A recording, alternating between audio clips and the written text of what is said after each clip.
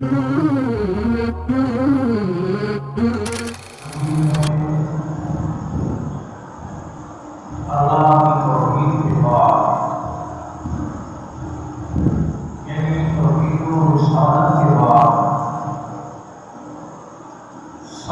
زیادہ اس مضمون کو بیان کیا گیا ہے وہ طاعت ہے۔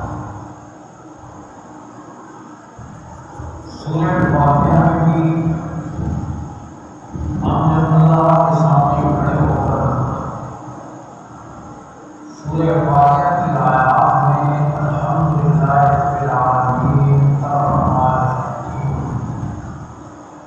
اللہ کی حمد و ثنا بیان کرتے ہیں، تو فوراً بعد کی تیسری آیت میں مالک یوم الدین کو مالک ہے بدلے کے دن کا، تیسری آیت میں آخرت بیان۔ اس لیے کہ عقیدہ آخرت ہی اللہ کے سامنے پیش ہونے کے لیے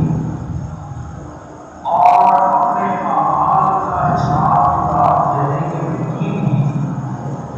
آدمی کو صحیح روح پر لا سکتا ہے، ورنہ بعض چیز انسان کو صحیح روح پر نہیں لا سکتا۔ اسی لیے امام الانبیاء سید الانبیاء خاتم الانبیاء صلی اللہ علیہ وسلم نے قدم قدم پر اپنی ارشادات سے بھی اور اپنے عمل سے بھی امت کو آخرت کی فکر دلائی، موت کی یاد دلائی، اللہ کے سامنے پیش ہونے کی یقین دلایا۔ آپ صلی اللہ علیہ وسلم کے سامنے ایک صحابی نے باتیں خریدی، ادھار خریدی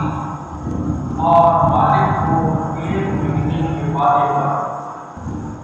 پیسے دینے کا اور رقم ادا کرنے کا یقین دلایا کہ ایک مہینے کے بعد میں اس کی رقم ادا کروں۔ آپ